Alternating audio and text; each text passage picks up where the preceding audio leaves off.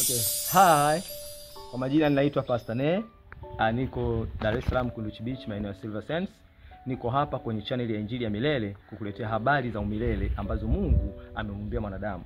Kile kitabu cha Ufunuo 14:6 inasema kisha nikamwona malaika mwingine ameshika Injili ya milele ambayo hiyo anawahubiria watu wanaokaa duniani wa kila kabila, kila taifa, kila jamaa na kila lugha. Ndio nipo hapa kukuletea habari hiyo. Yule malaika, maneno ya Mungu yanasema ni mjumbe wa Mungu. Ukisoma kile kitabu cha Ufunuo sura ya 1 na ya 2, maneno yanasema kwa malaika wa kanisa la, anaitwa angels or messengers. Kwa yule mjumbe aliyeshika kwenye ulimwengu wa roho ambaye Yohana alimuona, ni mtu ambaye alikuwa kwenye ulimwengu wa roho kabla hajaletwa hapa duniani. Kwa watumishi wote wa Mungu ni malaika wa Mungu wanaowakilisha Mungu hapa duniani kwa ajili ya baraka za watu, kwa ajili ya mafanikio ya watu, kwa ajili ya kuinuliwa kwa watu, kwa ajili ya uponyaji wa watu na mambo mengine mengi ya kiroho. Wanaitwa watumishi wanaohudumia roho zetu au roho yako kama wewe sio mtumishi wa Mungu wa maneno ya Mungu. Petro akasema kwenye kitabu cha Matendo ya Mitume 6:1-4, watu kanisa lilikuwa na mzozo, wakasema ya kwamba wameacha huduma za kijamii za yatima na wajane. Sasa kanisa likawa linakuwa kubwa sana. Ndio Petro akasema hivi, sisi hatuwezi kuacha kuhudumia neno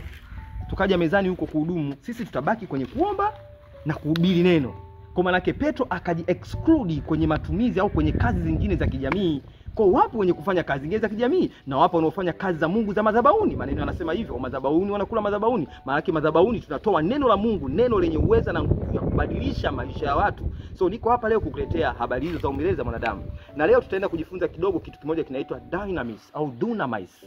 Dunamis ni neno la Kigiriki lenye maana ya power Kiingereza au strength, yani nguvu ya kuathiri vitu, nguvu ya kuleta badiliko. Kitabu kile cha Luka 24:49, Bwana wetu Yesu Kristo alisema hivi, msitoke humu mjini mpaka mtakapovikwa uwezo utokao juu. Neno uwezo utokao juu maana yake the power from above.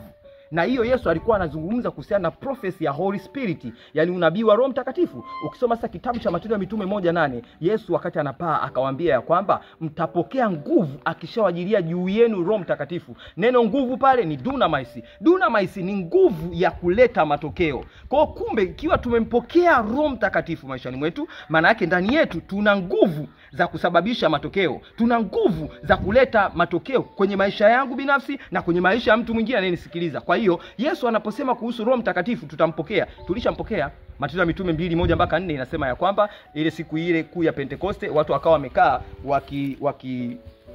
wakisubiria ahadi hiyo kutoka juu.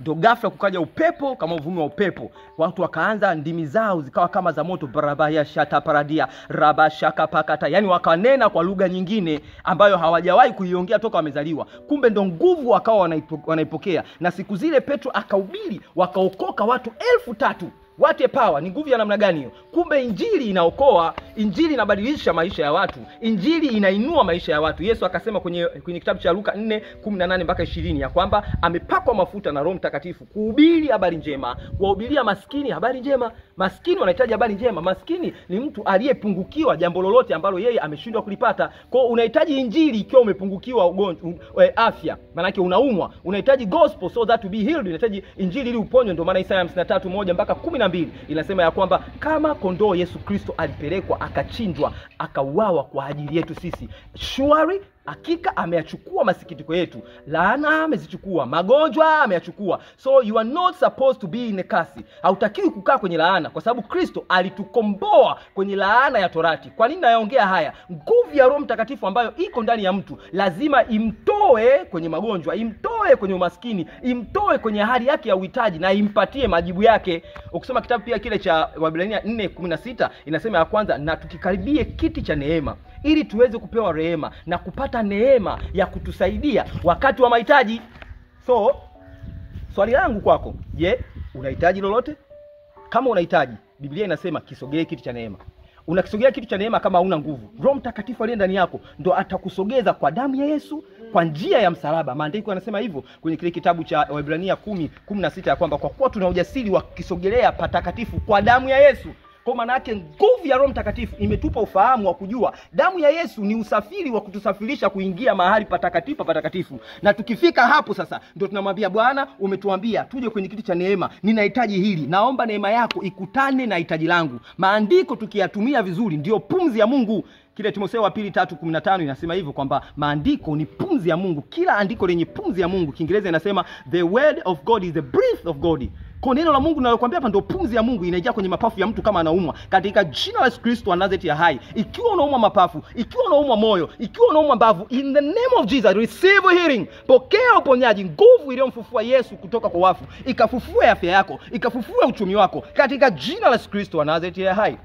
Tulikuwa tunazungumza kuhusu dunamis, nguvu ya Roho Mtakatifu yenye kuweza kuathiri, yenye kuweza kubadilisha hali na maisha yetu. Neno dunamis maana yake nguvu au mamlaka ya kuweza kufanya mambo makuu. Tafsiri yake ndio hiyo, uweza wa kufanya mambo makuu. Kwa ndani yako kama muamini Kristo, maana yake una Roho Mtakatifu. Na kama una Roho Mtakatifu, maana yake una nguvu za kubadili hali za maisha, kubadili umaskini kwa utajiri, kubadili ugonjwa kuwa afya. Mahusiano yako kama yana changamoto, you need to call Jesus. Umuite Yesu na umwambie Bwana ingilia kati, uone nguvu ikiingia kama sumaku inawavuta tena pamoja na mwenzi wako kama mlikorofishana. So let me pray for you. Baba, katika jina la Yesu Kristo wa Nazareti hai, asante kwa ajili ya mtoto wako huyu wa kike na wa kiume ambao wamesikia neno lako hili. Leo nimewaelekeza kuhusu dunamis, nguvu ya Mungu isiyoonekana ambayo iko nyuma ya pazia, ina drive maisha Bwana, ikamdrivie uchumi wake katika jina la Yesu Kristo. Kama hali yake ni ngumu, yupo katika hali ya ukata, kwa jina la Yesu Kristo ninamtabiria akaweze kutolewa na hiyo nguvu ya Roho Mtakatifu iliyomfufua Yesu kutoka kwa wafu, ikafufue uchumi wake kwa jina la Yesu Kristo. Ikiwa yupo kwenye mahusiano magumu yana changamoto, Bwana kaingilie kati kwa jina la Yesu Kristo. I send your false spirit. Ninatuma roho yako kama upepo ikamwingie ndani yao Bwana, hawa wapenda nao ambao kuna kidudu kimeingia Bwana, ninakiondoa kwa jina la Yesu Kristo anazeti hai Bwana. Afya za watu zikaimarike sasa, kama vile Yohana anavyomwambia mpenzi Gayo, ukafanikiwe, ukawe na afya yako kama roho yako ifanikiwe Bwana. Neno hili likafanikishe roho za watu wanaotazama mahubiri haya katika jina la Yesu Kristo wa Nazareti aliye hai. Nimeomba na kushukuru. Amen. I love you all. Tunapitisha namba zetu hapo kwa ajili ya maombezi na namba za sadaka zote utaziona zinapita. Nawapenda sana, tukutane tena wakati mwingine. Love you.